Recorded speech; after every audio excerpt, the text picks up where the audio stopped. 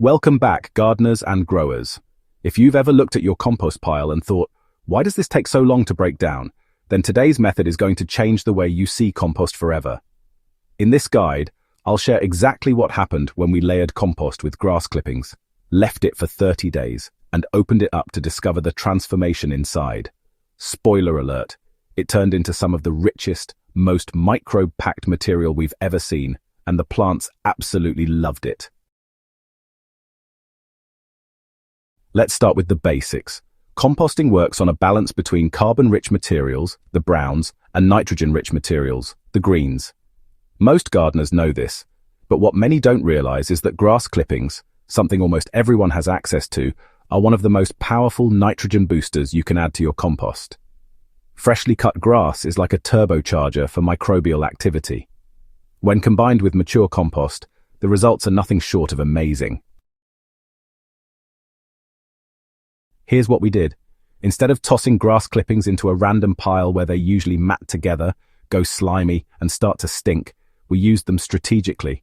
We created layers, alternating between compost and grass clippings. Think of it like building a lasagna for your soil. One layer of mature compost to provide the microbial base, followed by a generous layer of fresh grass clippings to supply nitrogen, moisture, and energy for the microbes.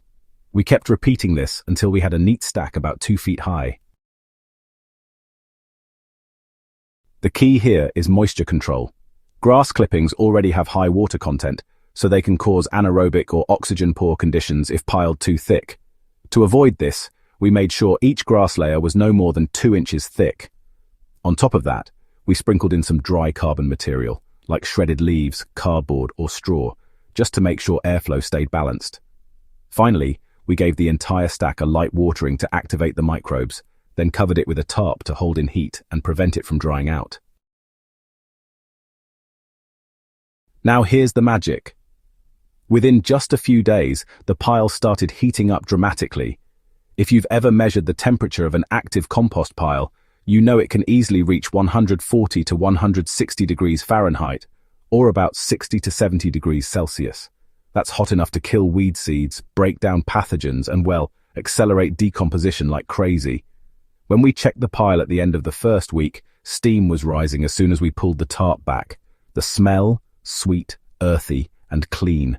None of that foul odor that often comes with poorly managed grass clippings.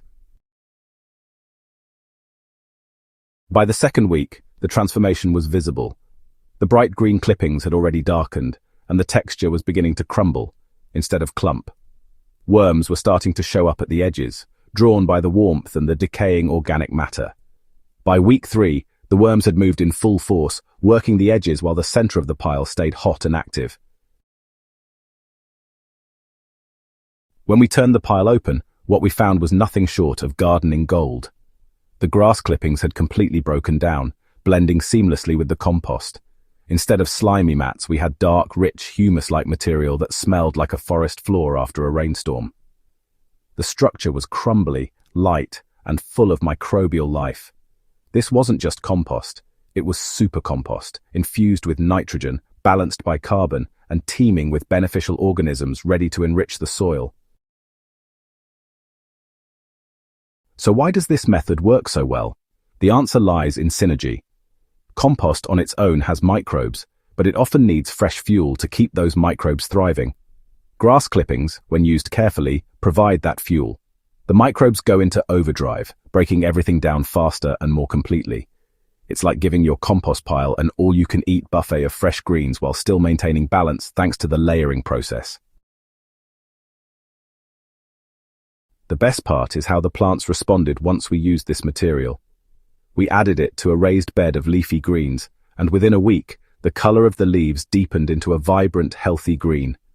Growth accelerated, and the soil itself seemed to hold more moisture. Instead of water running off or pooling, it soaked in and stayed consistent. Clear proof that this microbe-rich compost was improving soil structure as well as fertility. Another bonus, this method costs absolutely nothing. Grass clippings are often wasted, bagged up, and thrown to the curb.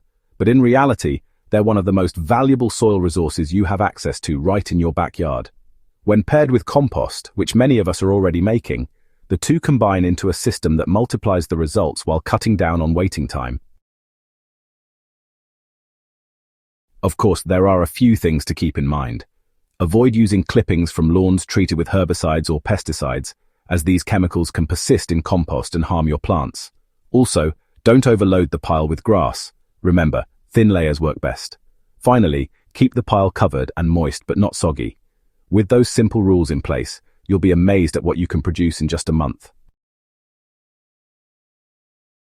So there you have it, the 30-day compost and grass clipping experiment that turned ordinary scraps into extraordinary soil food. It's fast, it's free, and it's one of the most effective ways to build humus and microbial life without waiting the usual 6 months to a year for compost to mature. If you're ready to supercharge your garden, try this method on your next batch. I guarantee your plants will reward you with stronger growth, deeper roots, and harvests you'll be proud of. And before you go, if you found this experiment helpful, make sure to subscribe.